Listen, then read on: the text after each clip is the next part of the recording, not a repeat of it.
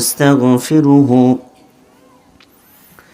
ونعوذ بالله من شرور أنفسنا ومن سيئات أعمالنا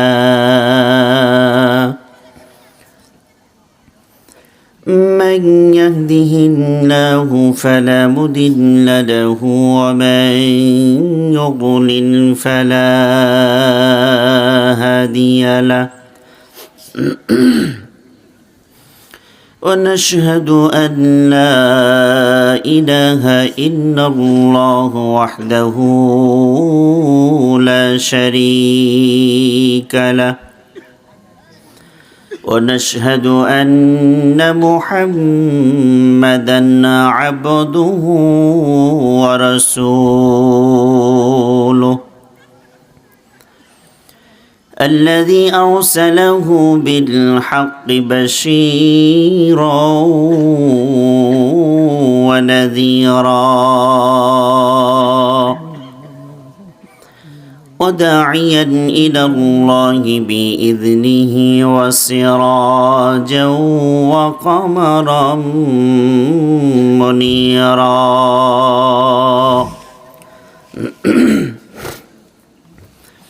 أما بعد فقد قال الله تعالى في كلامه المجيد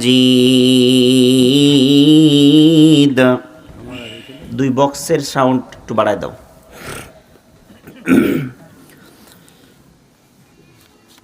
أعوذ بالله من الشيطان الرجيم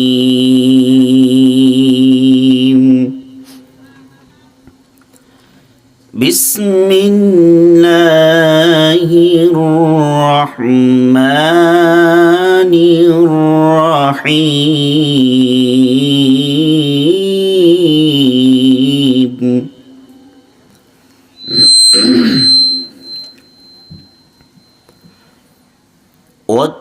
والتين والزيتون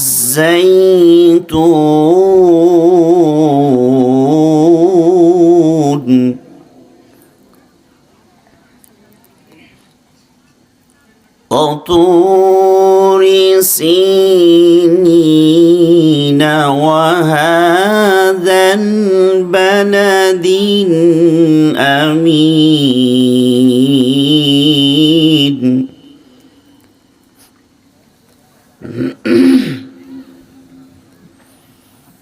لقد خلقنا الإنسان في أحسن تقويم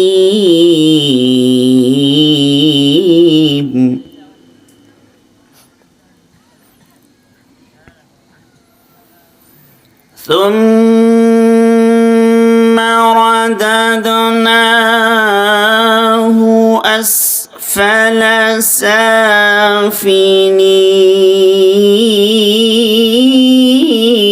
سافلين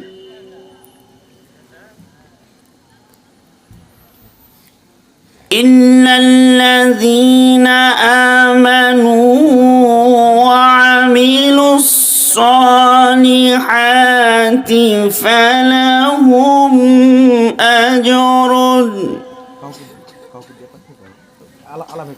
فلهم أجر غير ممنون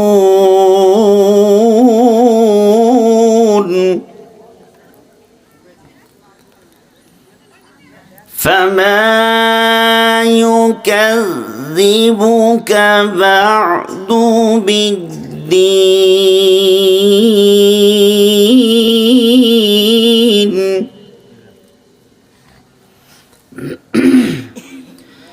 أليس الله بأحكم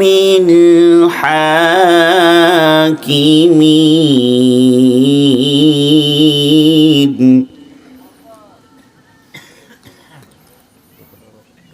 فما يكذبك بعد بالدين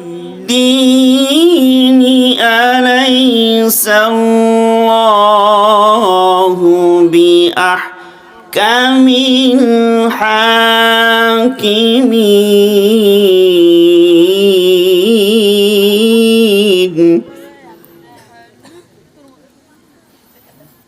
আলাইসাল্লাহু বিআহকামিল হাকিমিন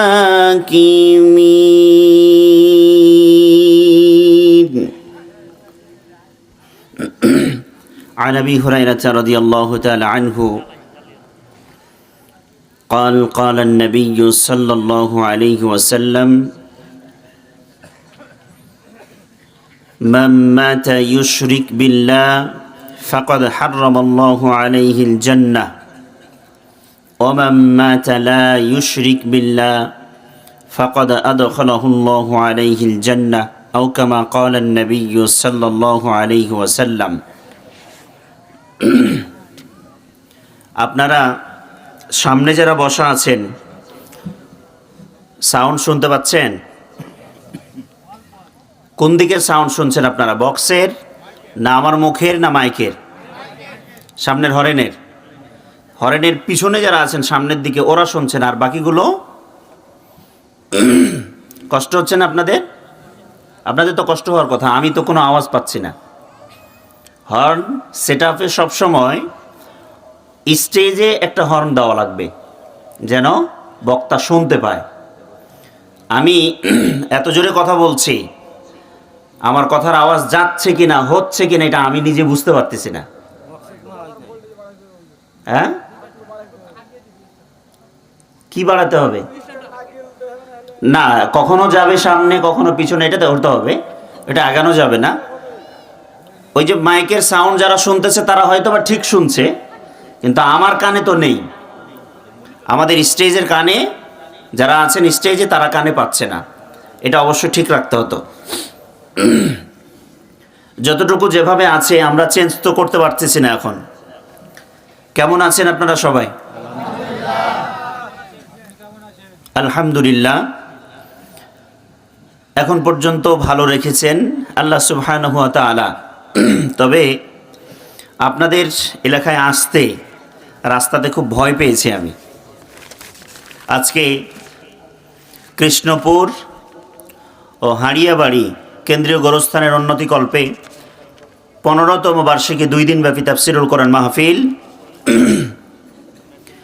আজকের প্রথম রজনী সভাপতিত্ব করছেন জনাব আলহাজ মোহাম্মদ বেলাল উদ্দিন মাস্টার, বীর মুক্তিযোদ্ধা, কৃষ্ণপুর। আল্লাহ সুবহানাহু ওয়া তাআলা ওনার জেহেন, ওনার ব্রেন, ওনার দেহ, সম্পদ সব কিছুকে যেন দ্বীনের জন্য কবুল আর মঞ্জুর করেন। আমরা সবাই বলি আমিন।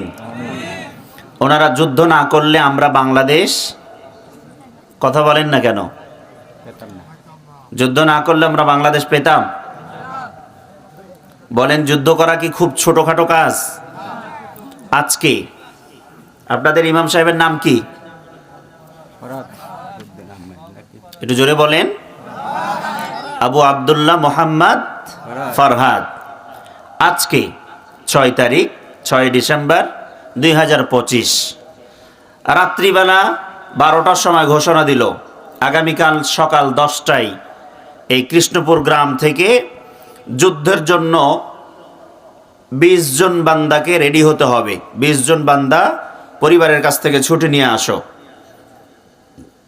সকালবেলা মাইকিনে, রাত্রিবেলা মাইকে ঘোষণা দেওয়া হয়েছে, সকালে বারবার নাম ধরে ডাকা হচ্ছে। বলেন দেখি কারা কারা আসবেন?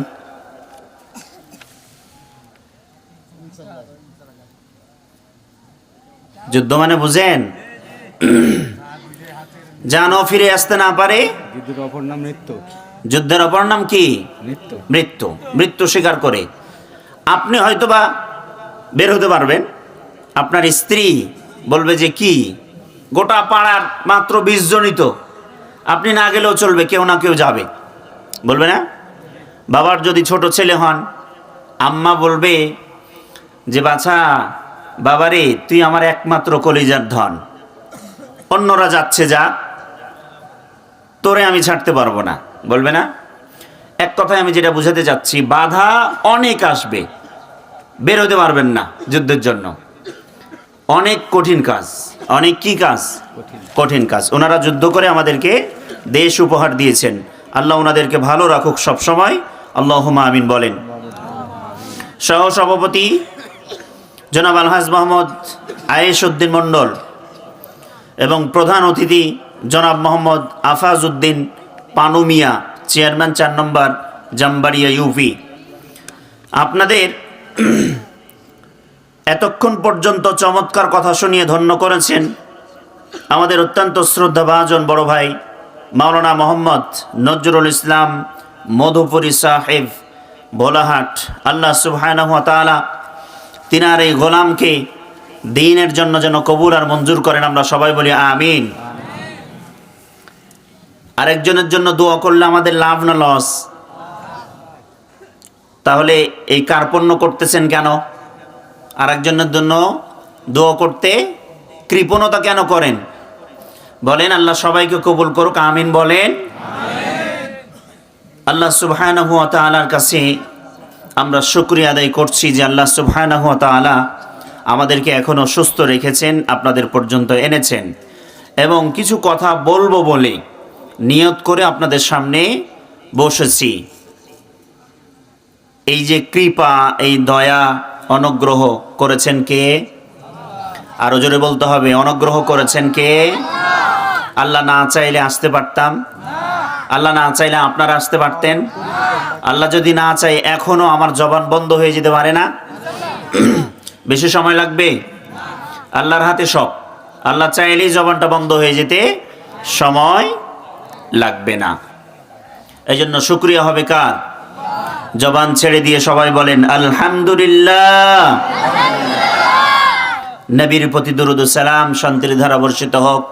আমরা সকলে বলি সাল্লাল্লাহু আলাইহি ওয়াসাল্লাম। সম্মানিত ভাইরা, কোরআনুল কারীমের সূরা 3 আপনাদের সামনে পেশ করেছি। কোরআনুল কারীমের সূরা কতটি আছে? 114। 114 সূরা, ছোট্ট একটি সূরা, খুব বেশি বড়? বলেন, কথা বলতে হবে। খুব বেশি বড় নয়। কোরআনুল কারীমের ভিতরে সবচেয়ে বড় সূরা হচ্ছে সূরা আল বাকারা। এবং দেখেন ছোট সূরাগুলোর মধ্য থেকে একটি সূরা, সূরা 3। আমি আপনাদের সামনে আপনাদের খেদমতে সূরা 3 তেলাওয়াত করেছি।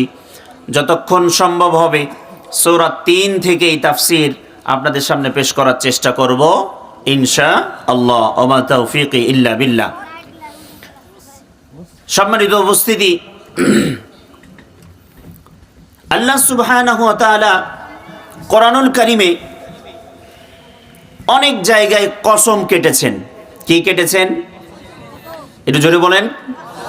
কসম কেটেছেন। আল্লাহ তাআলা কসম কেটেছেন কোথাও কোথাও যুগের, ওয়াল আসর। আল্লাহ তাআলা কোথাও কোথাও কসম কেটেছেন সময়ের। আবার আল্লাহ তাআলা কোথাও কোথাও কসম কেটেছেন এই পৃথিবীর বিখ্যাত বিখ্যাত কিছু জায়গা, বিখ্যাত কিছু নবীদের জন্মভূমি এবং বিখ্যাত কিছু ফুল, কিছু ফল নিয়ে।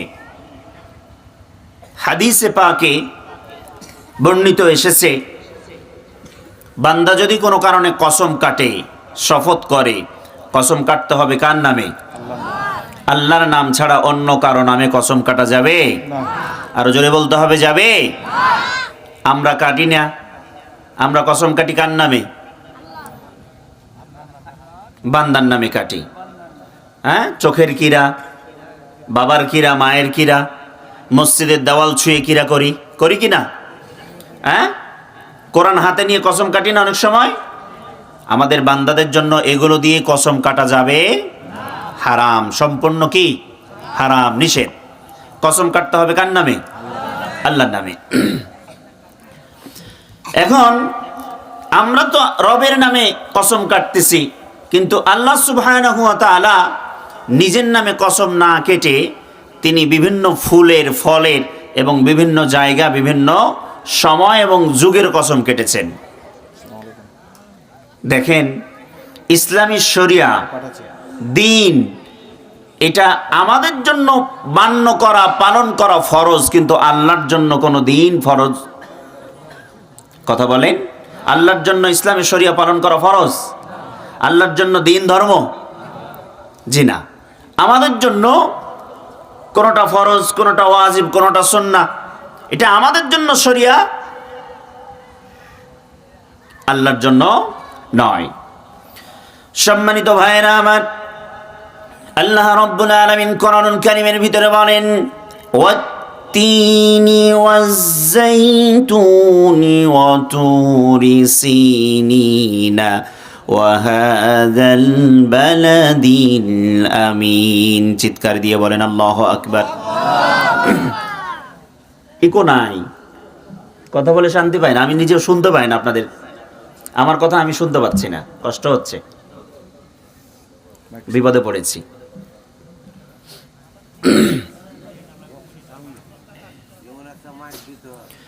আল্লাহ সুবহানাহু ওয়া তাআলা বললেন, ও দুনিয়ার মানুষ শোনো শোনো, তিন ফলের কসম, আল্লাহ রাব্বুল আলামিন তিন ফলের কসম কাটলেন। তিন ফল আমার আপনার বাংলাদেশের চাঁপাইনবাবগঞ্জের আম ফলের মতো নয়। আম ফল আমার আপনার হাতের তৈরি, গাছ দিয়ে তৈরি, কিন্তু আমার আল্লাহ রাব্বুল আলামিন যেই তিন ফলের কসম কেটেছেন, এই তিন ফল সরাসরি আমার আল্লাহ রাব্বুল আলামিন জান্নাত থেকে দান করেছেন। সুবহানাল্লাহ বলেন। আবু যার রাদিয়াল্লাহু তাআলা আনহু থেকে হাদিস বর্ণিত আছে, হযরত আবু যার গিফারি রাদিয়াল্লাহু তাআলা আনহু হাদিস বর্ণনা করেন। তিনি বলেন, নবী করিম সাল্লাল্লাহু আলাইহি ওয়াসাল্লাম মসজিদে নববীতে বসা আছেন। আল্লাহর পয়গম্বর বিশ্বনবী জনাবে মুহাম্মদুর রাসূলুল্লাহ সাল্লাল্লাহু আলাইহি ওয়াসাল্লাম মসজিদে নববীতে বসা। হঠাৎ করে উহদিয়া লিন-নবী সাল্লাল্লাহু আলাইহি ওয়াসাল্লাম সাল্লুতিন, একটা বাক্স, একটা টুকরি অথবা একটা ডালির মধ্যে, এক ডালি অথবা এক বাক্স, এক খাঁচি, এই ফল আল্লাহ রাব্বুল আলামিনের কিছু বান্দা তার কাছে হাদিয়া পাঠিয়ে দিয়েছেন।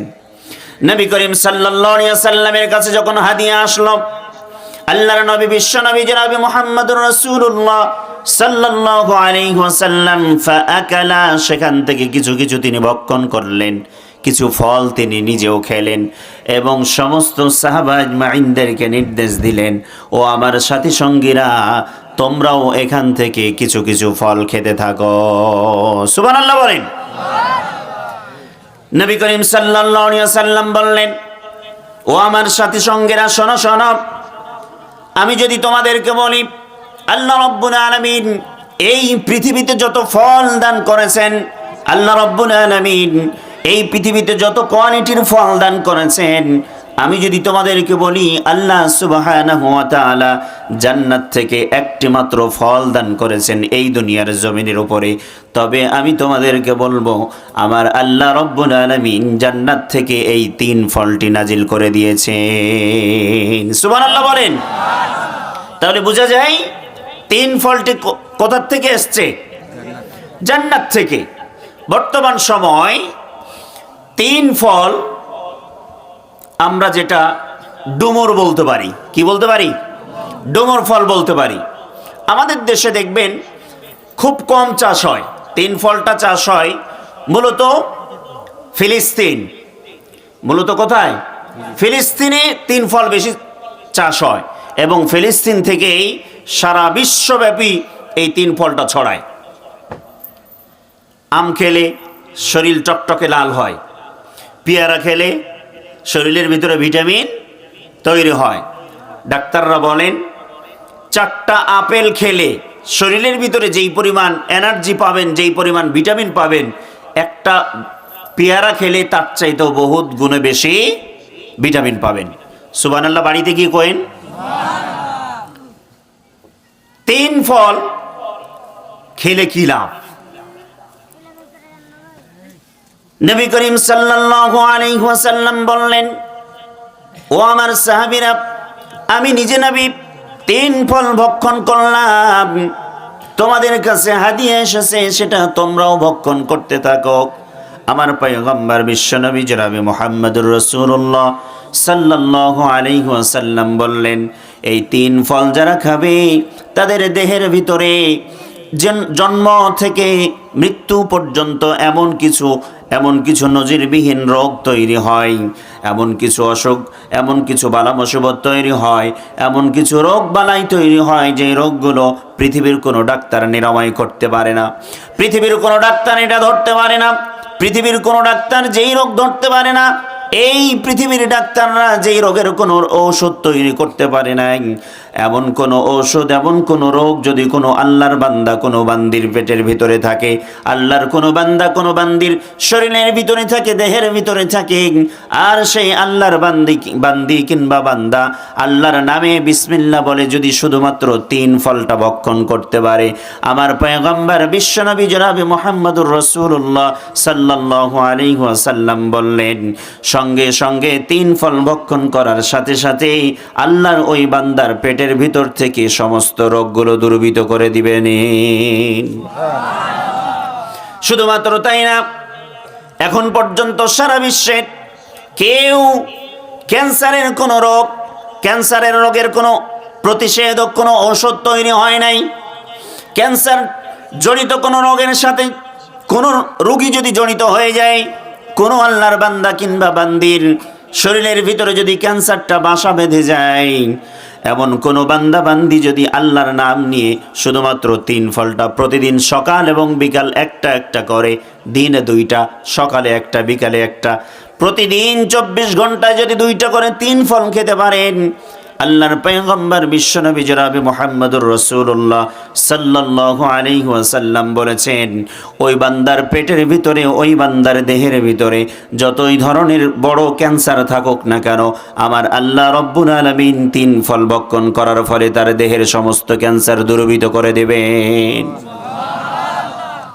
শুধুমাত্র তাই না, রাসূল করিম সাল্লাল্লাহু আলাইহি ওয়াসাল্লাম বলেন, আল্লাহর যদি কোনো বান্দা কিংবা বান্দি, বিশেষ করে আমার মা বোনরা, যেই সমস্ত মায়েরা সন্তান প্রসব করাতে গিয়ে, সন্তান জন্ম দিতে গিয়ে অনেক সময় পাইলসের রোগ হয়ে যায়, এই পাইলসের রোগী যদি কোনো আল্লাহর বান্দা অথবা বান্দি যদি পাইলসের কোনো রোগী যদি 3 ফলটি বিসমিল্লাহ বলে ভক্ষণ করতে পারে, প্রতিদিন সকাল এবং সন্ধ্যা 2টা করে, একটা করে 2টা ফল যদি ভক্ষণ করতে পারে, আমার পয়গম্বর নবী করিম সাল্লাল্লাহু আলাইহি ওয়াসাল্লাম বললেন, সঙ্গে সঙ্গে তাদের এই ধরনের সকল পাইলসের রোগগুলো আমার আল্লাহ রব্বুল আলামিন দূরীভূত করে দিবেন। সুবহানাল্লাহ বলেন। তাহলে আমরা বুঝলাম 3 ফল সাধারণ কোনো ফল নয়। 3 ফল দুনিয়ার কোনো ফল নয়, এটা কোথাকার? বেহেশতের, জান্নাতি ফল। 3 নম্বর বৈশিষ্ট্য হচ্ছে, 3 ফল কেউ যদি খায় তাহলে দেহের এমন জটিল এবং কঠিন রোগ, যেগুলো আমরা ক্যান্সার মনে করি, এই ক্যান্সার পর্যন্ত 3 ফল ভক্ষণ করার মধ্য দিয়ে কি হয়ে যাবে? ভালো হতে পারে। 4 নম্বর, কোনো রোগী যদি পাইলসের অসুস্থতায় থাকেন, পাইলসের রোগ ভালো হয় না, যদি কেউ খেতে পারেন তাহলে সঙ্গে সঙ্গে তার পাইলস ভালো হয়ে যাবে। পাইলস এমন একটা রোগ, যে রোগ ডাক্তারের কাছে খুলে বলা যায় না, যে রোগ বাবা মায়ের কাছে খুলে বলা যায় না, যে রোগ প্রতিবেশীর কাছে খুলে বলা যায় না, যে রোগ বন্ধু বান্ধবদের কাছে খুলে বলা যায় না, এমন রোগ থেকেও 3 ফল ভক্ষণ করলে আল্লাহ সুবহানাহু ওয়া তাআলা অত্যন্ত সহজেই তাকে নিরাপদ স্থানে পৌঁছে দিবেন। সুবহানাল্লাহ বলে। বর্তমান সময় সবচাইতে কঠিন এবং জটিল একটা রোগ আমাদের সবার কাছে, যার নাম হচ্ছে ডায়াবেটিস। কি নাম? ডায়াবেটিসের রোগ অনেক মানুষ আছে, এখানে অনেক মানুষ আছেন। ডায়াবেটিসের রোগীদেরকে দেখবেন, তারা ডাক্তারদেরকে এত পরিমাণ বিশ্বাস করে। বিশ্বাসের আরবি কি? ঈমান। বিশ্বাসের আরবি কি? কথা বলে না, ঈমান। ডাক্তারদেরকে এত পরিমাণ বিশ্বাস করে তারা। ডাক্তার বলেছেন শরীরে প্রেসার হয়েছে, আগামী 5 বছর কেন 10 বছর কেন, যতদিন পর্যন্ত বাঁচবেন গরুর মাংস খাওয়া যাবে না। ও ভয়ে কোনোদিন গরুর মাংস মুখে দেয় না, বুঝেন নাই? আবার ডাক্তার বলেছেন আপনি ডায়াবেটিসে আছেন, প্রতিদিন যদি 5 কিলোমিটার করে আপনি না হাঁটেন তাহলে আপনার শরীর যে কোনো মুহূর্তে বিকলাঙ্গ হতে পারে, শরীর নষ্ট হতে পারে, দেহ থেকে প্রাণ চিরবিদায় নিতে পারে। এই জন্য ডাক্তারের কথা সে এত পরিমাণ বিশ্বাস করেছেন, ভালোবেসেছেন, পছন্দ করেছেন। প্রতিদিন যেই বান্দার সকালবেলায় ফজরের সময় ঘুম ভাঙে না, রাত্রি 3টা বাজে 4টা বাজে উঠে রাস্তায় দৌড়ায়, কথা বলেন? আপনাদের দেশে নাই? আমাদের শহরে অনেক আছে। রাত্রি 4টার পরে দেখবেন কিছু নিরিবিলি রাস্তা, যে নিরিবিলি রাস্তা দিয়ে গাড়ি ঘোড়া চলে না, এই নিরিবিলি রাস্তাগুলো পুরো জনগণ দিয়ে ভরা, এবং সবচাইতে বেশি মহিলা। সবচাইতে বেশি কারা? মহিলারা। এই ডায়াবেটিস রোগের সাথে যারা জড়িত আছে, যাদের দেহের ভিতরে ডায়াবেটিস বাসা বেঁধে বসেছে, এই ডায়াবেটিসের রোগীওয়ালারাও যদি 3 ফল আল্লাহর নামে খেতে পারেন প্রতিদিন সকাল সন্ধ্যা, আল্লাহ রব্বুল আলামিনের হাবিব জনাবে মুহাম্মদুর রাসূলুল্লাহ সাল্লাল্লাহু আলাইহি ওয়াসাল্লাম বলেছেন, আপনার এই ডায়াবেটিসের মতো কঠিন এবং জটিল রোগ আল্লাহ সুবহানাহু ওয়া তাআলা নিমিষেই 3 ফলের সাহায্যে সুস্থ করে তুলবেন। বলেন সুবহানাল্লাহ। তাহলে আমরা বুঝলাম আল্লাহ রব্বুল আলামিন এমনি 3 ফলের কসম কাটেন নাই। আল্লাহ তাআলা এমনি কি করেন নাই? 3 ফলের কসম কাটেন নাই। এ হলো 3 ফল সম্পর্কে।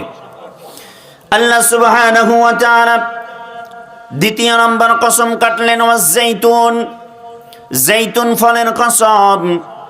বর্তমান সময় দেখবেন যেই ফলটা আমরা জলপাই হিসেবে চিনি, জলপাইয়ের মতো দেখতে, জাইতুন ফলটাও জলপাইয়ের মতো দেখতে, হুবহুব না হলেও কিছুটা মিল তার সাথে আছে।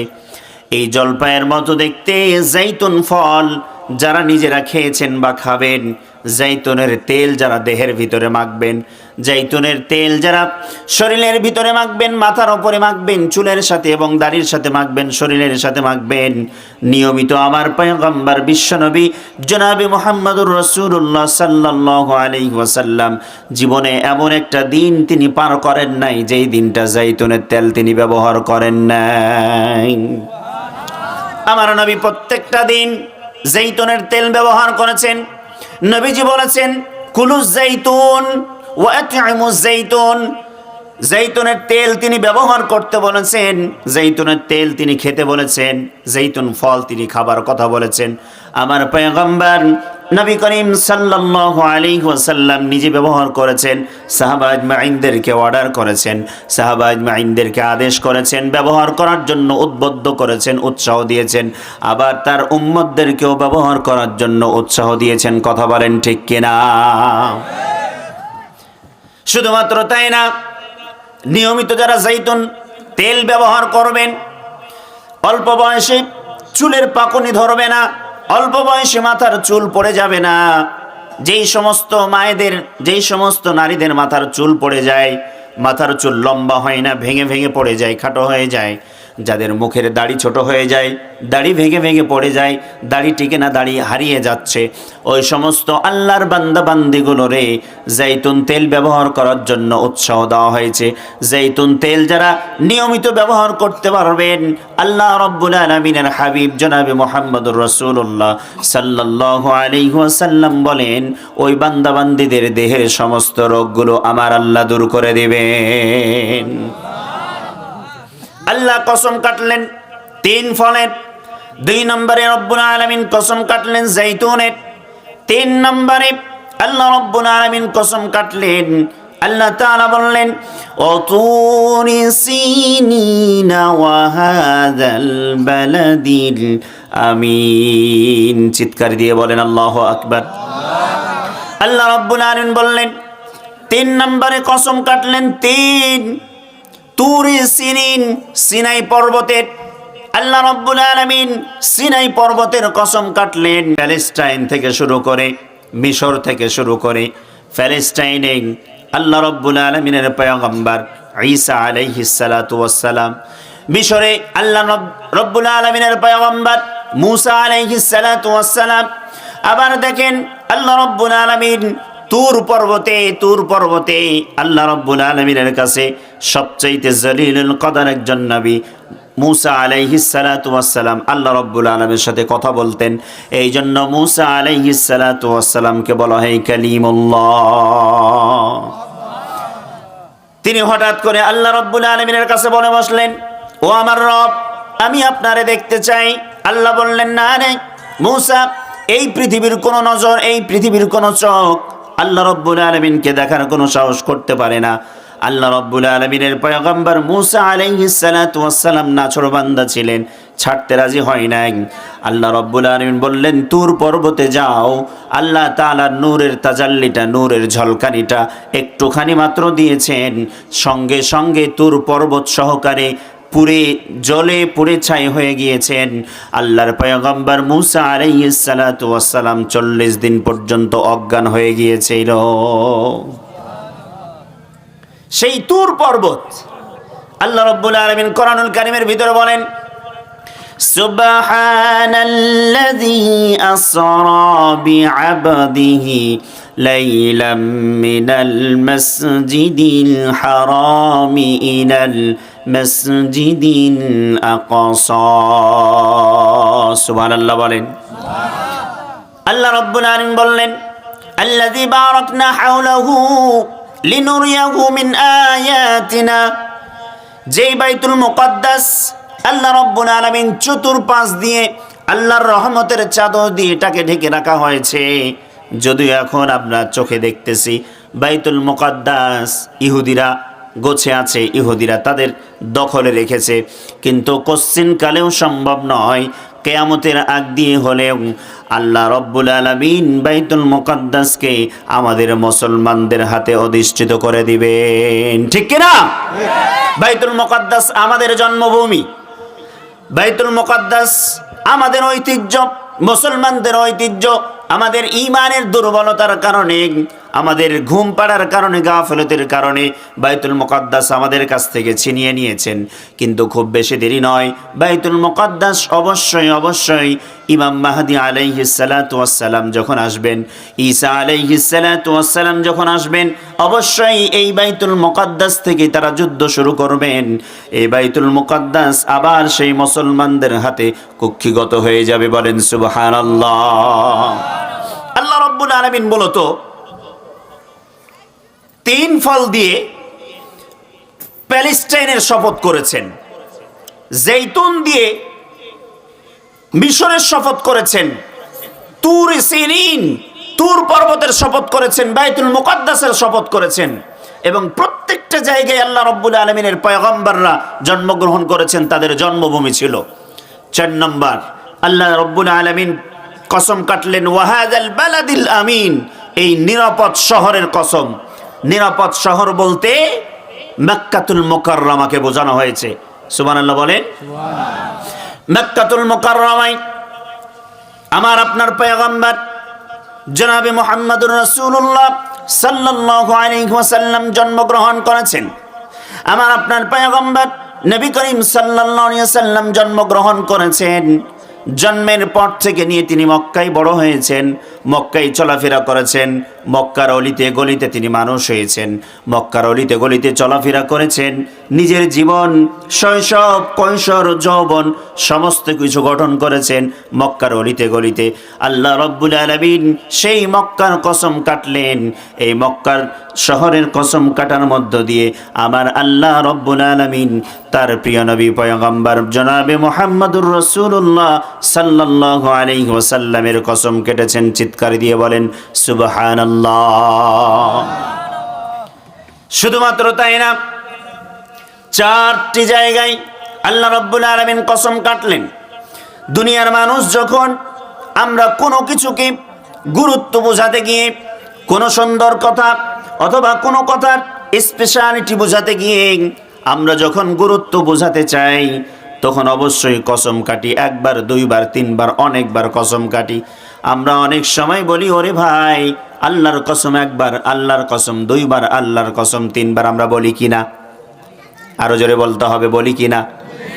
আল্লাহ রাব্বুল আলামিন আমাদেরকে যেই কথাটা এতক্ষণ পর্যন্ত বলবেন, অবশ্যই গুরুত্ব, যেই কথাটা আমাদেরকে বোঝাবেন, যেই বক্তব্য আল্লাহ আমাদেরকে দেবেন, যেই ওয়াজ আল্লাহ রাব্বুল আলামিন আমাদেরকে এখন করবেন, যেই নসিহত আল্লাহ রাব্বুল আলামিন আমাদেরকে এখন করবেন, এই বক্তব্যের, এই ওয়াজের, এই নসিহতের গুরুত্বটা আল্লাহ রাব্বুল আলামিন খুব ভালো করে জানেন। আল্লাহ রাব্বুল আলামিন আমাদের কাছে সেই বক্তব্যের গুরুত্বটা বোঝানোর জন্য আল্লাহ তাআলা একবার নয়, দুইবার নয়, 4 জায়গার 4 বার তিনি কসম কেটেছেন। চিৎকার দিয়ে বলেন সুবহানাল্লাহ। 4 বার কসম কাটলেন। এরপরে আল্লাহ রাব্বুল আলামিন আসল কথা আমাদেরকে বোঝাচ্ছেন, বলতেছেন। আল্লাহ রাব্বুল আলামিন বললেন, লাকাদ খালাকানাল ইনসানা ফি আহসানি তাকওয়িম। জোরে জোরে বলেন আল্লাহু আকবার। আল্লাহ রাব্বুল আলামিন বললেন, ওরে আমার বান্দারা শোনো শোনো, তোমরা কি কখনো কল্পনা করে দেখো, কখনো কি তোমরা ভেবে ভেবে চিন্তা করে দেখো নাকি? তোমরা কি কখনো তাদাব্বুর করো নাকি, তাফাক্কুর করো নাকি? তোমরা কি জানো নাকি আমি আল্লাহ রাব্বুল আলামিন তোমাদেরকে কতটা সুন্দর অবয়ব, কতটা সুন্দর আকৃতি দিয়ে আমি আল্লাহ তোমাদেরকে সৃষ্টি করেছি? কি পরিমাণ সুন্দর করে আল্লাহ আমাদেরকে তৈরি করলেন। আমাদের এই পৃথিবীতে কোনো নাম, কোনো নিশানা, কোনো পরিচয় ছিল নাকি বলেন? কোনো পরিচয় ছিল? আমার মাত্র বয়স হলো 33 বছর আগে আবু সাইদ আরিফ নামে অন্য কেউ থাকতে পারেন, কিন্তু 33 বছর আগে আমার কোনো পরিচিতি ছিল না। আমার বাবার কোনো পরিচিতি ছিল না, কারণ আমি এই দুনিয়ার জমিনে আসি নাই। আল্লাহ রাব্বুল আলামিন যেই দিন আমাকে আনলেন, তারপর থেকে আমার পরিচিতি হলো। আমি দুনিয়াতে ভূমিষ্ঠ হওয়ার পরে আমার সুন্দর নাম দেওয়া হলো। তার আগ পর্যন্ত আমার কোনো পরিচয় এই পৃথিবীর কোনো মানুষ জানতো না। কি বলেন? আল্লাহ রাব্বুল আলামিন বললেন, হাল আতা আলাল ইনসানি হিনুম মিনাদ দাহরি লাম ইয়াকুন শাইআম মাযকুরা। জোরে জোরে বলেন আল্লাহু আকবার। ও দুনিয়ার মানুষ শোনো শোনো, এই দুনিয়াতে মানব জাতি বলতে কোনো অস্তিত্ব ছিল না মানুষের। সর্বপ্রথম মানব হলেন আদম আলাইহিস সালাতু ওয়াস সালাম। আল্লাহ রাব্বুল আলামিন যখন আদমকে তৈরি করলেন, ফেরেশতাদের সাথে অনেক কথোপকথন হলো। ফেরেশতারা বললেন, ও রব, আপনি কেন আদমকে তৈরি করবেন? আপনার জিকির দরকার, আমরা আছি। আপনার গুণকীর্তন দরকার, আমরা আছি। আপনার তাসবিহ তাহলিল দরকার, আমরা আছি। আপনাকে ডাকার দরকার, আমরা আছি। কেন আপনি মানব জাতি তৈরি করবেন, আদমকে তৈরি করবেন কেন? যারা দুনিয়াতে আসলে মারামারি করবে, কাটাকাটি করবে, হানাহানি করবে, রক্তপাত ঘটাবে, বাবা তার সন্তানকে হত্যা করবে, সন্তান তার বাবাকে হত্যা করবে, এই দুনিয়ার মানুষরা অত্যন্ত নাফরমান হয়ে যাবে। আল্লাহ রাব্বুল আলামিন বললেন, ইন্নী আ'লামু মা লা তা'লামুন। আল্লাহু আকবার। আল্লাহ বললেন, ও ফেরেশতারা শোন, আমি আল্লাহ রাব্বুল আলামিন যা জানি তোমরা কিন্তু তা জানো না। আমি আল্লাহ রাব্বুল আলামিন তোমাদেরকে চ্যালেঞ্জ করলাম, আমার যদি কোনো বান্দা, আমার যদি কোনো বান্দি 100 বছর পর্যন্ত হায়াত পায়, কত বছর? একটু দিলের কান লাগায় শোনার চেষ্টা করবেন। এখনো যারা এদিক সেদিক ঘোরাফেরা করতেছেন, এদিক সেদিক তাকাচ্ছেন, একটু মনোযোগ দিয়ে কথাগুলো শোনার চেষ্টা করেন। আল্লাহ রাব্বুল আলামিন ফেরেশতাদেরকে চ্যালেঞ্জ করলেন, তোমরা আমার কথা শুনে রাখো, আমার যদি কোনো বান্দা 100 বছর হায়াত পায়, 100 বছরের ভিতরে 99 বছর পর্যন্ত পাপের সাগরের ভিতরে ডুবে আছে, বাকি থাকলো কয় বছর? 1 বছর। 1 বছরে কত মাস? 12 মাস। আল্লাহ রাব্বুল আলামিন বললেন, 99 বছর পার হয়ে গেল পাপের ভিতরে ডুবে থেকে থেকে, এবার আসলো মাত্র 1 বছর। এই 1 বছরের ভিতরে 11 মাস পর্যন্ত আমার বান্দাবান্দি যদি পাপের ভিতরে ডুবে থাকলো, বাকি থাকলো কয় মাস? এই 1 মাসের ভিতরে পুরো 29 দিন পর্যন্ত আমার বান্দাবান্দি যদি পাপের ভিতরে ডুবে থাকে, বাকি থাকলো কয়টা দিন? একটা দিনের ভিতরে 23 ঘন্টা পর্যন্ত আমার কোনো বান্দাবান্দি যদি পাপের ভিতরে ডুবে থাকে, বাকি থাকলো কয় ঘন্টা? 1 ঘন্টার ভিতরে আমার আল্লাহ রব্বুল আলামিন বললেন 59 মিনিট পর্যন্ত যদি আমার বান্দা, সেই বান্দা কিংবা বান্দি তার জীবনের 100 বছরের ভিতরে এই 59 মিনিট পর্যন্ত যদি পাপের ভিতরে ডুবে থাকে, জীবনের বাকি থাকলো কয় মিনিট? 1 মিনিট। এই 1টা মিনিটের জীবনের শেষ মিনিটেও যদি এসে আমার কাছে তাওবা করতে পারে, হাত তুলে চোখের পানি ছাড়তে পারে, আমি আল্লাহ রব্বুল আলামিন তার 100 বছরের জীবনের সব পাপ মুছে দিতে 1 সেকেন্ডও দেরি করব না। আরো জোরে বলেন সুবহানাল্লাহ। আল্লাহ রব্বুল আলামিন ফেরেশতাদেরকে বললেন, তারা পাপ করবে এটা ঠিক, তারা ভুল করবে এটাও ঠিক, অপরাধ করবে এটাও ঠিক, মানুষ মানুষে মারামারি করবে, মানুষ মানুষকে গালাগালি করবে, বাবার সম্মান বুঝবে না, বাবা তার ছেলের সম্মান বুঝবে না, ছেলে তার স্ত্রীর সম্মান বুঝবে না, চাচা ভাতিজার সম্মান বুঝবে না, ভাতিজা তার চাচাদের সম্মান বুঝবে না, পুরুষরা নারীদের সম্মান বুঝবে না, স্ত্রীরা স্বামীদের অধিকার বুঝবে না, আবার স্বামীরা স্ত্রীদের অধিকার বুঝবে না। এখন এটা হচ্ছে কি হয় না? স্বামী সারাদিন খেটে আসার পরে স্ত্রীকে সন্ধ্যাবেলায় বলে, ও রহিমা, ও জামিলা, একটা গ্লাস পানি আমাকে দাও, পিপাসাক্ত হয়ে এসেছি। স্ত্রী বলে, তোমার সংসারে সারা জীবন সারাদিন কাজ করতে করতে শেষ হয়ে গেলাম, আবার সারাদিন তোমার সন্তানদের ঘ্যানর ঘ্যানর ঘ্যানর ঘ্যানর শুনলাম, সন্ধ্যাবেলায় এসেছে তুমি আবার ঘ্যানর ঘ্যানর করতে, টেবিলে পানি রাখা আছে, পারলে খাও, না পারলে চলে যাও। বলে কি না? আপনাদের দেশেও মেয়েরাও বলে, সব দেশের মেয়েরা এরকম। দেশটি 2টা না 1টা। তার মানে বোঝা যায় এখন পর্যন্ত নবীজি বলেছেন, যেই নারীরা 5 ওয়াক্ত নামাজ সঠিক মতো আদায় করতে পারবে, নিজেদের লজ্জাস্থানটাকে হেফাজত করতে পারবেন, স্বামীর আনুগত্য করতে পারবেন, রমজান মাসের সিয়াম সঠিক মতো আদায় করতে পারবেন, এই 4টা কাজ যদি কোনো আল্লাহর বান্দি করতে পারে, মহিলা মানুষ করতে পারে, আল্লাহ রব্বুল আলামিন বলছেন তার জন্য জান্নাতের 8টা দরজা খুলে দেওয়া হবে। সুবহানাল্লাহ। প্রত্যেকটা জান্নাতের দরজা দিয়ে টাকা আহ্বান করা হবে। অথচ আমার মায়েরা নামাজেও ঢিল, আমার মায়েরা স্বামীর সংসারে স্বামীকে মর্যাদা দিতেও ঢিল, আমার মায়েরা নিজেদের লজ্জাস্থানটাকে হেফাজত করতেও ঢিল, আমার মায়েরা রমজান মাসে আসলে রোজা রাখতেও ঢিল। আপনারা বলবেন, হুজুর এটা কেমনে হয়? দেখেন, রমজান মাসে রোজা রাখতে আসলে অসুস্থ যখন মায়েরা হয়ে যায়, রোজা আল্লাহ মাফ করে দিয়েছেন, ঠিক কিনা? মাফ হয়ে যাওয়ার পরে যেই দিন সুস্থ হবে সঙ্গে সঙ্গে আবার রোজা শুরু করতে হবে, আবার নামাজ শুরু করতে হবে। কিন্তু আমার মায়েরা এই ধরছি এই ধরছি এই ধরছি করতে করতে অসুস্থ থেকে সুস্থ হয়ে যাওয়ার পরেও পরের 4-5 দিন তারা রোজাও ছেড়ে দেয়, নামাজও ছেড়ে দেয়। স্বামীর আনুগত্যের কথা যদি আপনি বলেন, বর্তমান বাংলাদেশে ডিভোর্সের সংখ্যাগুলো সবচেয়ে বেশি হয় পুরুষদের কারণে নাকি নারীদের কারণে? নারীদের কারণে। যত বেশি নারীরা চাকরির পিছনে ছুটাছুটি করতেছে, যত বেশি নারীরা নিজের পায়ে দাঁড়ানোর স্বপ্ন দেখতেছে, যত বেশি নারীরা কলকারখানায় বিভিন্ন জায়গাতে কর্মের ক্ষেত্রে জড়িত হয়েছে, তত বেশি নারীরা আজকে স্বামীদের সাথে বেয়াদবি শুরু করেছে।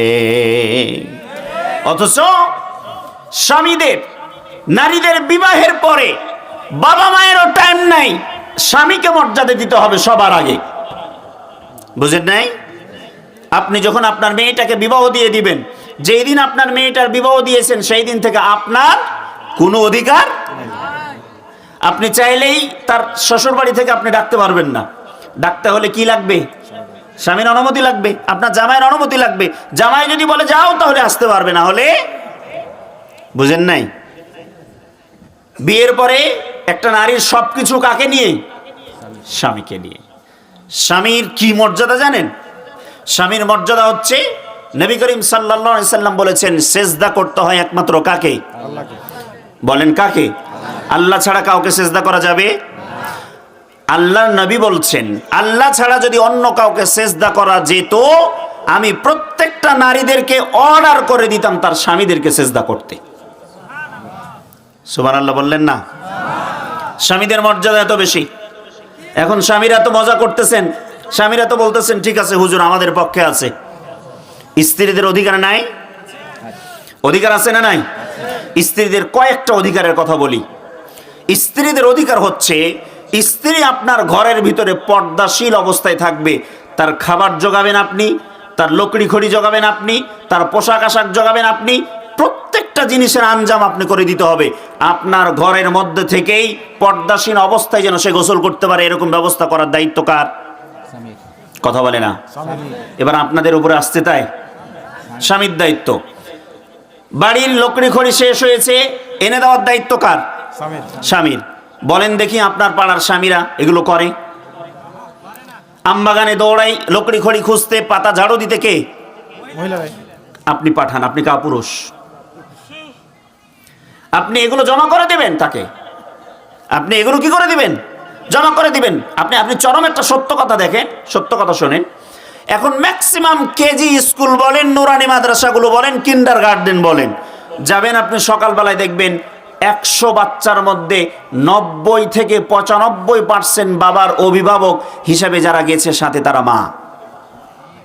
বাবারা যায় না। আসলে বলেন তো দেখি মায়ের দায়িত্ব ছিল নাকি বাবার দায়িত্ব ছিল? আপনি তো মাকে পাঠিয়ে দিয়েছেন। এখন মাকে পাঠিয়ে দিয়েছেন, মা তখন স্যারের সাথে ইটিস পিটিস করতে করতে 4 বছর পর আপনার সংসার ছেড়ে দিয়ে আরেকজনের বেটার সাথে পালায়ে গেছে। এরকম হয় না? স্ত্রীটাকে বিবাহ করে বাড়িতে রেখে দিয়ে আপনি বিদেশে চলে গেছেন, 4 বছর 5 বছর আসেন না।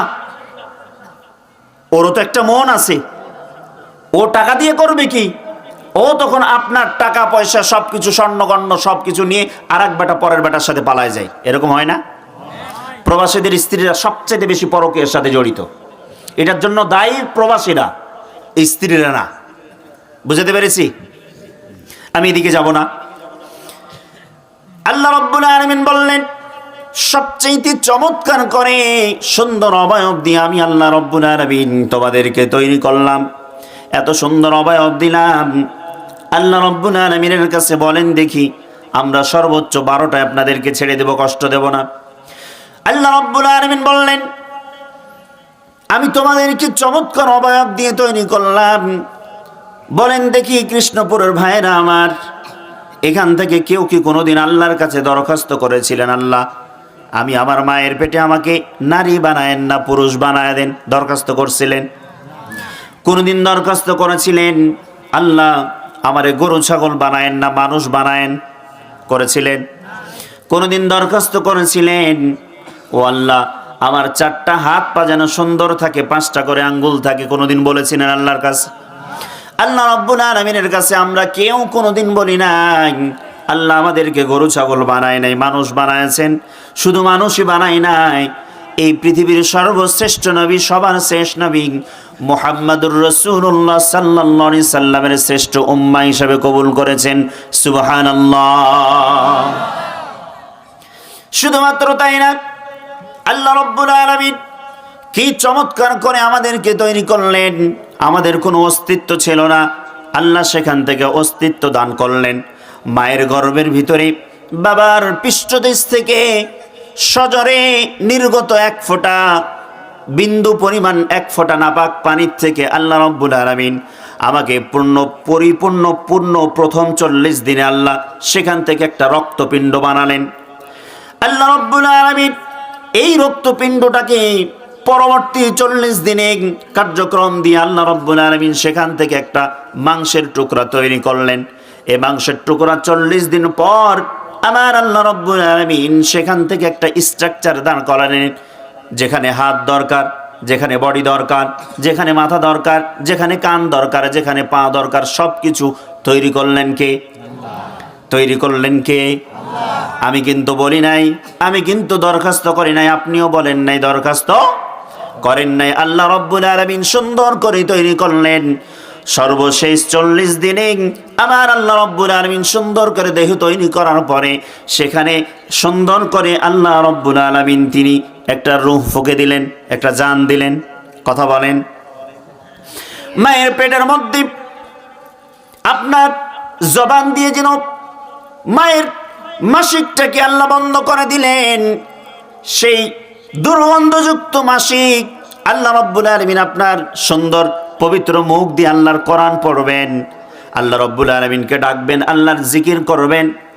অথচ আল্লাহ রাব্বুল আলামিন এই মুখটাকে পবিত্র রাখার জন্য আমার আল্লাহ রাব্বুল আলামিন আমার নাভির সাথে, আমার পেটের সাথে, আমার মায়ের নাভির সাথে আমার নাভির আল্লাহ রাব্বুল আলামিন একটা জয়েন্ট করে দিলেন। সুবহানাল্লাহ বলেন।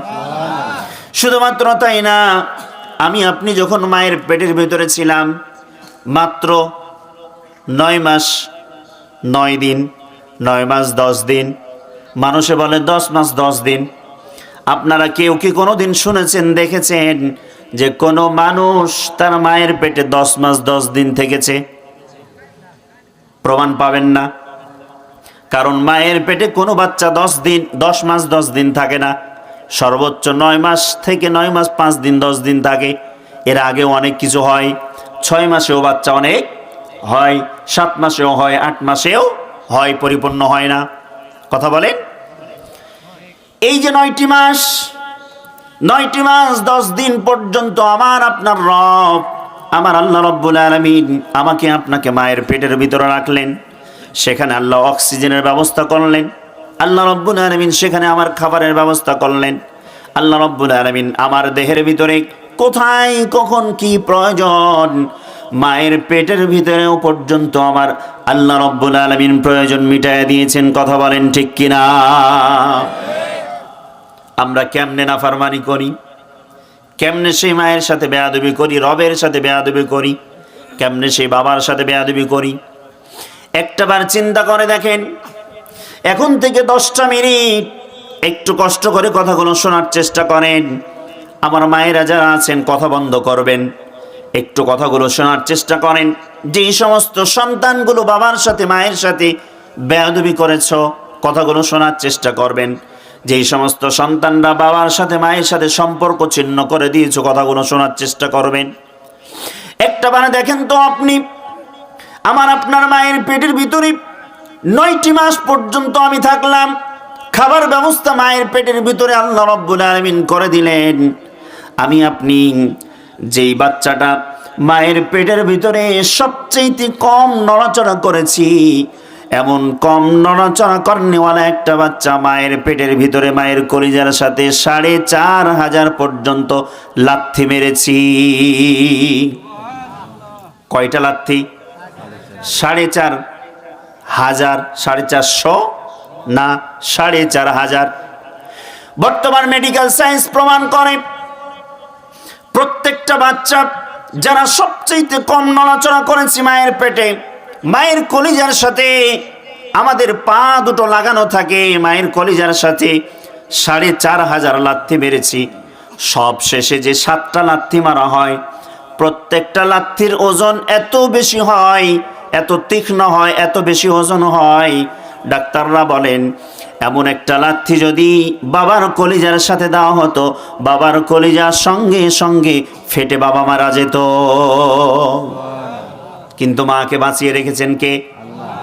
শুধুমাত্র তাই না, মায়ের গর্ভের ভিতরে আপনি যখন ছিলেন, আমি যখন ছিলাম, হয়তোবা 3 মাসের, 4 মাসের, 6 মাসের বাচ্চা আমি আমার মায়ের গর্ভে।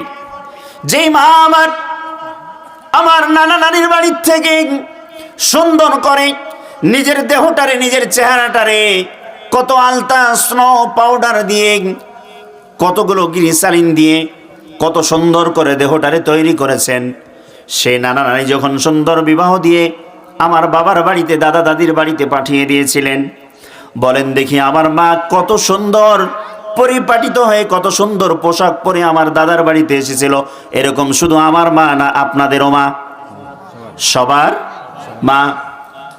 যেই মা সুন্দর করে আসলেন, 2 মাস, 4 মাস, 6 মাস, 1 বছর পরে যখনই আমি মায়ের পেটে আসলাম।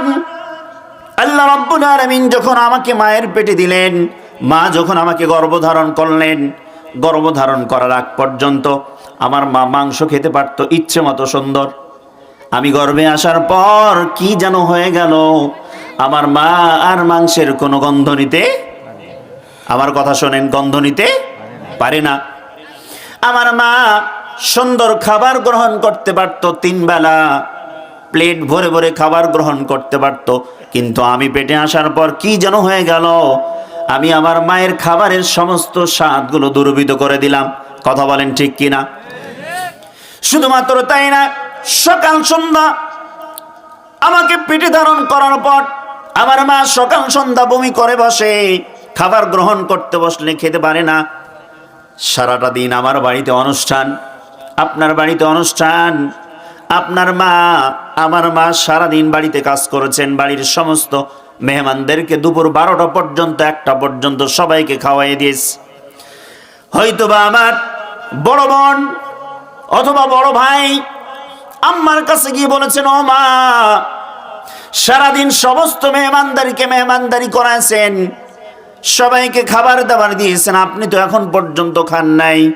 অথবা আমার দাদা অথবা দাদি, বৌমা, সারাদিন সবাইকে খাওয়াইছো, তুমি তো এখন পর্যন্ত খেতে পারো নাই, তুমি একটু খেয়ে নাও, তোমার পেটে বাচ্চা আছে, কষ্ট হয়ে যাবে।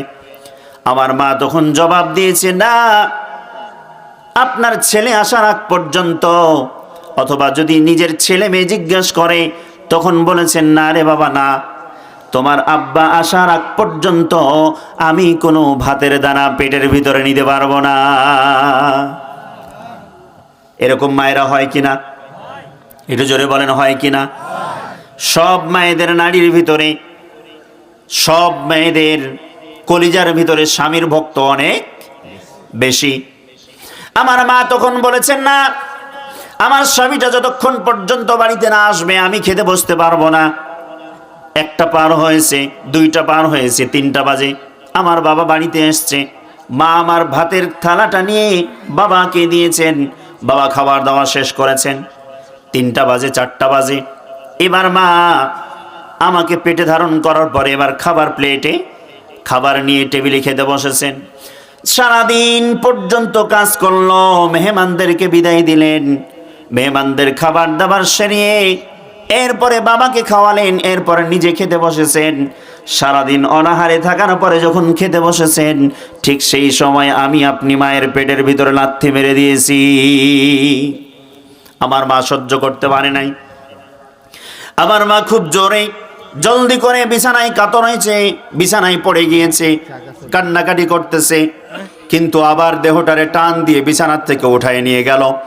দেহটারে টান দিয়ে বিছানার থেকে উঠায় নিয়ে গিয়ে আবার টেবিলে বসার চেষ্টা করতেছেন, বারবার বলতেছেন, না না, এভাবে পড়ে থাকলে তো চলবে না, কারণ আমার পেটের ভিতরে সন্তান আছে, আমি যদি এখন না খাই তাহলে আমার পেটের সন্তানটা পুষ্টির অভাবে মারা যেতে পারে। কথা বলেন। আবার কষ্ট করে মা আমাকে ঠিক রাখার জন্য, আমার যেন কষ্ট না হয়, আমাকে ঠিক রাখার জন্য, ভালো রাখার জন্য, আপনার যেন কষ্ট না হয়, আপনাকে ভালো রাখার জন্য আমার আপনার মা এভাবে আবার কষ্ট করে সন্ধ্যাবেলায় খাবার গ্রহণ করেছেন। কথা বলেন ঠিক কিনা? ও মুসলমান, এই মায়ের সাথে কেমনে বেয়াদবি করবেন? যে মা নিজের চিন্তা করে নাই, নিজের পেরেশানি ভোগ করে নাই, আপনার জন্য আমার জন্য পেরেশানি ভোগ করেছেন। কথা বলেন। যারা মায়ের সাথে বেয়াদবি করেছো, যারা মায়ের সাথে সম্পর্ক নষ্ট করেছো, আজকে তওবা করো, মায়ের কাছে ফিরে যাও, মায়ের হাতটা ধরে বলো, মা আমার ভুল হয়েছে, মাফ করে দাও। এই পৃথিবীর মায়ের চাইতে আর পৃথিবীর কেউ আপনাকে ভালোবাসতে পারবে না। স্ত্রীদের ভালোবাসা স্বার্থ। বলেন, স্ত্রীদের ভালোবাসায় কি আছে? স্বার্থ আছে। ছেলে মেয়ের ভালোবাসায় স্বার্থ আছে। একমাত্র মা এবং বাবা যে ভালোবাসায় কোনো স্বার্থ নাই, কোনো স্বার্থ নাই। বিশ্বাস হয় না? বিদেশে যান, 5 বছর পরে দেশে ফিরবেন, ছেলের জন্য মেয়ের জন্য যদি চকলেট না নিয়ে আসেন, পোশাক না নিয়ে আসেন, ছেলে মেয়ে 3 দিন 4 দিন কথা বলবে না, আব্বু তুমি পোষা, আমার জন্য কিচ্ছু নিয়ে আসো নাই, বলবে না? এরকম বলবে? বলবে।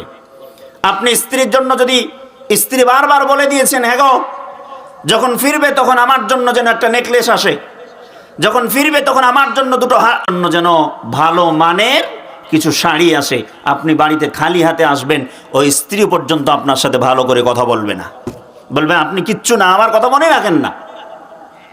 কিন্তু কোনোদিন স্ত্রী ছেলে মেয়ে প্রথম দেখাতে আপনাকে বলবে না যে আরে আপনি কতদিন ভালো করে খান নাই, কতদিন ভালো করে ঘুমান নাই, চেহারা নষ্ট হয়ে গেছে আপনার এই। কিন্তু মা দরজায় পা দেওয়ার সাথে সাথে আপনার শরীর যদি আগে পাতলা সাতলা থাকে, 50 কেজি ওজন, আপনি যদি বিদেশের মাটিতে যাওয়ার পরে 80 কেজি 90 কেজিও হন, মা সঙ্গে সঙ্গে বলবেন যে বাপ তুই বিদেশের মাটিতে মনে হয় ভালো করে খাস নাই, এত শুকনা মুখ না কেন? বলবে বলবে একমাত্র বলবে কে? মা। এই মায়ের মতো দরদ আর মায়ের মতো ভালোবাসা অন্য কারণ নাই। এই জন্য মায়ের সাথে কখনো বেয়াদবি করবেন না। আল্লাহর পয়গম্বর জনাবে মুহাম্মদুর রাসূলুল্লাহ সাল্লাল্লাহু আলাইহি ওয়াসাল্লাম বলেন, রিদার রাব্বি ফি রিদাল ওয়ালিদ ওয়া সাখাতুর রাব্বি ফি সাখাতিল ওয়ালিদ। আল্লাহ রাব্বুল আলামিনের হাবিব বলেছেন, বাবা মায়ের সন্তুষ্টির মধ্যে আমার আল্লাহর সন্তুষ্টি রয়েছে, বাবা মায়ের অসন্তুষ্টির মধ্যে আমার আল্লাহ রাব্বুল আলামিনের অসন্তুষ্টি রয়েছে। আপনার আচরণের কারণে বাবা যদি সন্তুষ্ট হয়ে যায়, আপনার আচরণের কারণে মা যদি খুশি হয়ে যায়, আল্লাহর আরশ পর্যন্ত খুশি হয়ে যাবে, আল্লাহ পর্যন্ত সন্তুষ্ট হয়ে যাবে। আর আল্লাহর আরশ যদি সন্তুষ্ট হয়ে যায়, আল্লাহ যদি সন্তুষ্ট হয়ে যায়, আপনার ঠিকানা জান্নাত। আর বাবা মায়ের যদি অসন্তুষ্ট হয়, আপনার আচরণে বাবা কষ্ট পায়, আপনার আচরণে আপনার কথার দ্বারা আপনার মা যদি কষ্ট পেয়ে যায়, তো আপনার মা কষ্ট পাও মানে আপনি ধরে নেবেন আল্লাহ রাব্বুল আলামিনের আরশ পর্যন্ত কেঁপে গিয়েছে। তখন সঙ্গে সঙ্গে আপনার জন্য আল্লাহর জান্নাত হারাম হয়ে গিয়ে আল্লাহ রাব্বুল আলামিনের জাহান্নাম আপনার জন্য ওয়াজিব হয়ে যাবে, ঠিক কি না? এই জন্য বাবার সাথে মায়ের সাথে কখনো বেয়াদবি করা যাবে না। আল্লাহ রাব্বুল আলামিন বললেন, লাকাদ খালাকানাল ইনসানা ফি আহসানি তাকওয়িম। আল্লাহু আকবার। কত চমৎকার অবয়ব দিয়ে আমি আল্লাহ রাব্বুল আলামিন তোমাদেরকে তৈরি করেছি। আল্লাহ রাব্বুল আলামিন বলছেন, ও ফি আনফুসিকুম আফালা তুবসিরুন। নিজেরা নিজেদের দিকে তাকায় দেখো, নিজের দেহর দিকে তাকায় দেখো, তাহলে তোমরা আমার পরিচয় পেয়ে যাবে। নিজেদেরকে নিয়ে গবেষণা করো। আল্লাহ রাব্বুল আলামিন যদি চাইতেন আমার আপনার এই কান দুটো আমার আপনার বগলের নিচে দিতে পারতেন না? বুঝেন নাই কথা? কানগুলো বগলের নিচে দিতে পারতেন কিনা? যদি বগলের নিচে আমার আপনার কানগুলো থাকতো, এখন আবু সাইদ আরিফ ভাই কথা বলতেছেন, যতক্ষণ পর্যন্ত কথা বলবেন ততক্ষণ শোনা লাগতো এভাবে। বুঝেন নাই?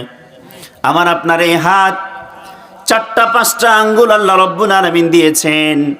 এই 5 আঙ্গুলের শুধু একটা যদি না দেয়, বৃদ্ধা আঙ্গুলটা যদি না থাকতো, বলেন সুন্দর করে খেতে পারতেন? অসুবিধা হতো?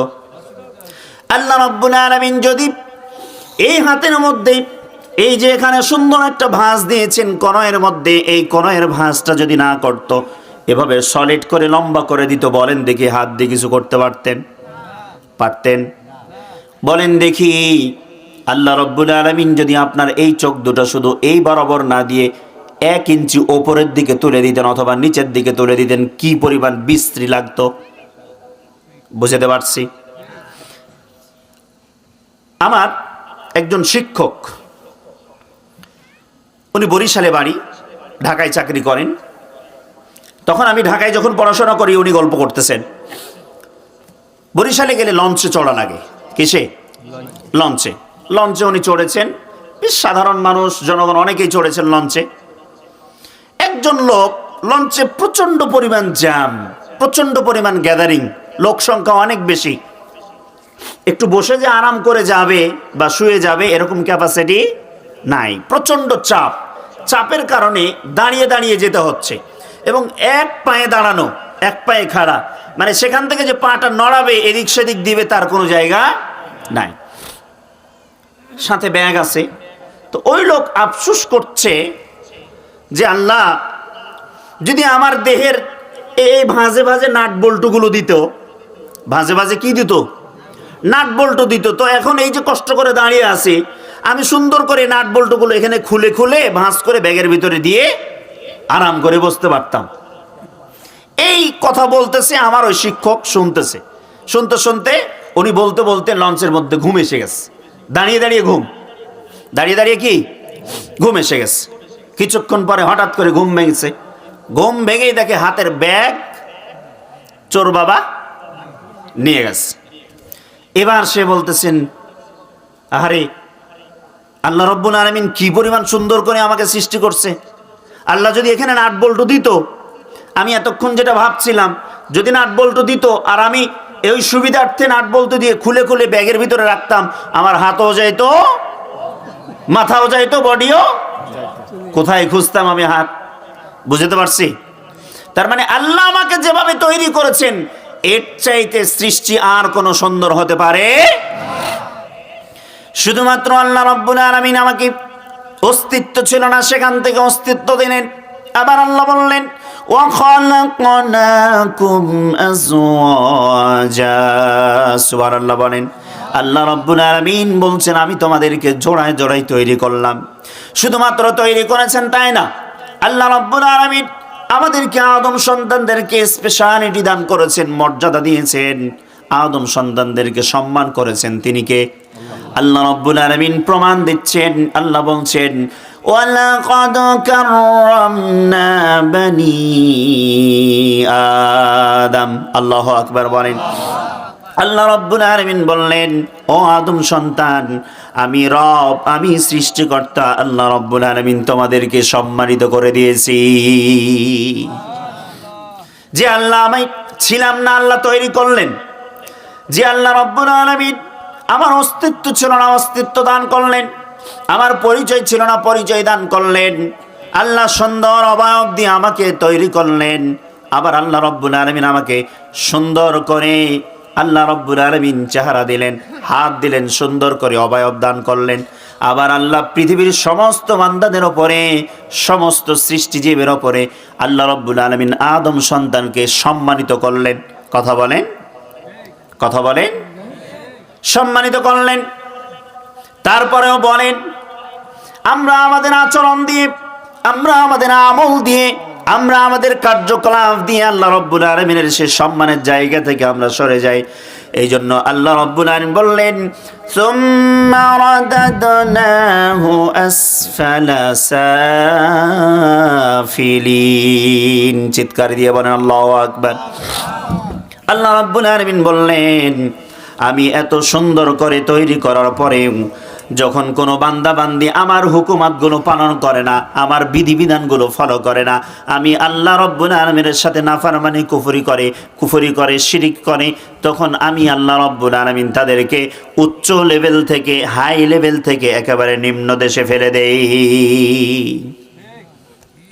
আসফাল শব্দ বলা হয় যত নিচু বোঝায়, যত গহ্বর বোঝায়, নিম্নতল বোঝায়, যত নিচু বোঝাবে আসফাল শব্দ দিয়ে বোঝানো হয়। কোরআনুল কারিমে 2 জায়গায় আসফাল শব্দ এসেছে। কয় জায়গায়? 2 জায়গায়। আল্লাহ রাব্বুল আলামিন এখানে বললেন, সুম্মা রাদাদনাহু আসফালা সাফিলিন। আবার আল্লাহ রাব্বুল আলামিন কোরআনুল কারিমের ভিতরে বললেন, ইন্নাল মুনাফিকিনা ফিদ দারকিল আসফালি মিনান নার। আল্লাহু আকবার। আল্লাহ রাব্বুল আলামিন বললেন, ও দুনিয়ার মানুষ শোনো শোনো, নিশ্চয় যারা মুনাফিক তাদের ঠিকানা জাহান্নামের সবচাইতে নিম্ন দেশে হয়ে যাবে। এখন বলেন দেখি, মুনাফিক কি ইহুদি থেকে হয়, খ্রিস্টান থেকে হয়, বৌদ্ধ থেকে হয়, হিন্দু থেকে হয়, নাকি মুসলমানদের থেকে হয়? মুনাফিক হয় মুসলমানদের থেকে। নবীজি বলেছেন, আয়াতুল মুনাফিকি সালাস, মুনাফিকদের আলামত হচ্ছে 3টা। আপনারাও শুনে নেন, এই আলামতগুলো মনে রাখার চেষ্টা করবেন। যখনই এই 3টা আলামত কাদের ভিতরে দেখবেন, তখন বুঝে ফেলবেন এরা হচ্ছে মুনাফিক। নবীজি বলেছেন, ইযা হাদ্দাসা কাযাবা, কথা বললে মিথ্যা কথা বলে। এই বাংলাদেশের ভিতরে কথায় কথায় মিথ্যা কথা বলে সবচাইতে এক শ্রেণীর মানুষ, যারা বাংলাদেশের রাজনীতি করে। বিশ্বাস হয় না? ভোটের সময় আসলে দেখবেন লম্বা পাঞ্জাবি, ভোটের সময় আসলে দেখবেন লম্বা টুপি, ভোটের সময় দেখবেন ধান কাটতে চলে গেছে খেতে, ভোটের সময় দেখবেন কাদামাটির মানুষকে বুকের সাথে জড়াচ্ছে, ভোটের সময় দেখবেন গরিব গুরবাদের বাসায় বাড়িতে ঢুকে ঢুকে ভোট চাইছে। আবার ওই আল্লাহর বান্দা কিংবা বান্দি ভোটে পাশ করার পরে ওর পিছনে ছুটতে ছুটতে জনগণের পায়ের জুতা ক্ষয় হয়ে যায়, কিন্তু একটা সিগনেচার পাওয়া যায় না। কথা বলেন ঠিক কিনা? ভোটের সময় আসলে বলে টিউবওয়েল দিব, ভোটের সময় আসলে বলে তোমার বাড়ির যা কিছু লাগবে দেব, ভোটের সময় আসলে বলে রাস্তা দেব, ভোটের সময় আসলে তোমার যা কিছু লাগে দেব। কিন্তু ভোট পার হয়ে যাওয়ার পরে সব দেওয়া তো দূরের কথা, এবার ধরে ধরে আমাদেরকে পিটাবো। হয় কি না? সম্মানিত ভাইরা আমার, আল্লাহ রাব্বুল আলামিন বললেন, নবী করিম সাল্লাল্লাহু আলাইহি সাল্লাম বললেন, মুনাফিকদের নিদর্শন তিনটা, আলামত তিনটা। তার প্রথম হচ্ছে ইযা হাদ্দাসা কাযাবা, কথা বললে মিথ্যা কথা বলে। ওয়া ইযা ওয়া'আদা আখলাফা, যখন ওয়াদা করে তখন সেটা ওয়াদা খেলাফ করে। কথায় কথায় যত ওয়াদা করে, নির্বাচনের সময় আসলে, নির্বাচন পার হয়ে গেলে শত শত ওয়াদাগুলো তাদের একটাও পালন করে না, সব খিলাফ করে বসে। কথা বলেন ঠিক কিনা? ওয়াইদা উতুমিনা খানা, তিন নম্বর নিদর্শন হচ্ছে মুনাফিকদের, তারা ওয়াদা করলে, তাদের কাছে আমানত রাখলে সেটার খেয়ানত করে বসে। জনগণের টাকা, জনগণের চাল, জনগণের ডাল, জনগণের অনেক কিছু আসে, কিন্তু তারা খেয়ে দেয়। আপনাদের এলাকার নেতারা মনে হয় ভালো, হ্যাঁ সব এক, যাতে মাতাল তালে ঠিক, সব এক। দেশের জনগণের টাকা মারতে মারতে দেহ ফুলতে ফুলতে, আঙ্গুল ফুলতে ফুলতে কলা গাছ হয়ে যায়। এক একজনের স্ত্রীদের নামে শত শত হাজার হাজার কোটি টাকা জমা হয়েছে বিগত এমপি মন্ত্রীদের। কথা বলেন সত্য কথা। কষ্ট হয়, কষ্ট হয়, কষ্ট হয়। আল্লাহ রাব্বুল আলামিন বললেন, সুম্মা রাদাদনাহু আসফালা সাফিলিন, আমি আল্লাহ রাব্বুল আলামিন যে জাতিটাকে, যে মানব জাতিদেরকে এত সুন্দর করে তৈরি করলাম, আল্লাহ রাব্বুল আলামিনের কিছু আদেশ আছে, কিছু নিষেধ আছে। এগুলো যখন আমরা ফলো করব তখন আমাদের মান সম্মান বাড়ায় দিবেন কে? আরো জোরে বলতে হবে কে? কিন্তু যখন আমরা আল্লাহ রাব্বুল আলামিনের সাথে নাফরমানি করব, শিরকি করব, বিদআতের সাথে জড়িত হয়ে যাব, সঙ্গে সঙ্গে আল্লাহ রাব্বুল আলামিন আমাদের আকাশচুম্বী মান সম্মানটা একেবারে মাটির সাথে মিশায়া দিবেন। সম্মানিত ভাইরা আমার, আল্লাহ রাব্বুল আলামিন বললেন, ইল্লাল্লাযীনা আমানু ওয়া আমিলুস সালিহাতি ফালাহুম আজরুন গায়রু মামনুন। জোরে বলেন আল্লাহু আকবার। আল্লাহ তাআলা বললেন, তবে তারা না, আল্লাযীনা আমানু, যারা ঈমান আনবে, রবের উপর ঈমান আনবে, ওয়া আমিলুস সালিহাত, এবং সৎ কর্ম করবেন। এই সৎ কর্মের ভিতরে নামাজ আছে না নাই? জোরে বলতে হবে, নামাজ আছে না নাই? মানুষের সাথে ভালো ব্যবহার আছে না নাই? মুখে দাড়ি লম্বা করা আছে না নাই? বাবা মায়ের সাথে উত্তম আচরণ আছে না নাই? প্রতিবেশীর সাথে ভালো ব্যবহার আছে না নাই? মসজিদ, মাদ্রাসা, গোরস্থানে দান সদাকা আছে না নাই? ভালো ইবাদত, ভালো আমল বলতে, ওয়ামিলুস সালিহাত বলতে, এই পৃথিবীর যত ভালো কাজ আছে, কল্যাণকর কাজ আছে, সবগুলোকে আমলে সালিহ বলা হয়েছে। আপনারা এই গোরস্থানের উন্নতি কল্পে তো নাকি? গোরস্থানের উন্নতি কল্পে আমাদের মধুপুরী ভাইয়ের হাতে অনেক কিছু দিয়েছেন আপনারা, আমি জানি। এখানে তো আমাদেরকে শুইতে নেবেন না, আমাদেরকে নেবেন না, আমরা দূরের মানুষ। আপনারাই শুবেন, আপনার দাদা, বাবা, চাচা, নিজের স্ত্রী, সন্তান, এই তো নাকি? আপনাদের জায়গা আপনাদেরকে সুন্দর করতে হবে, আপনাদের জায়গা আপনাদেরকে কি করতে হবে? সুন্দর করতে হবে। ওই যে শিল্পীরা বলে না, গোরস্থানের একটু মাটি বাইনা করে রাখ রে, গোরস্থানের, পারেন না? যারা পারেন বলেন, গোরস্থানের একটু মাটি বাইনা করে রাখ। আতর গোলাপ সুরমা চন্দন কাফন নামের দেহ বন্ধন। আতর গোলাপ সুরমা চন্দন কাফন নামের দেহ বন্ধন। আলমারিতে রাখরে তুলে একটা কোরআন পাক রে। এক্ষুনি তোর আসতে পারে চলে যাওয়ার ডাক রে। গোরস্থানের একটু মাটি বাইনা করে রাখ। বলেন, গোরস্থানে যেতে হবে না আমাদের? বাইনা করে রাখার দরকার আছে না নাই? বাইনা করবেন কি দিয়ে? এই কিছু সামান্য অর্থ করি টাকা পয়সা দিয়েই তো বাইনা করবেন। আমি বেশি নিব না।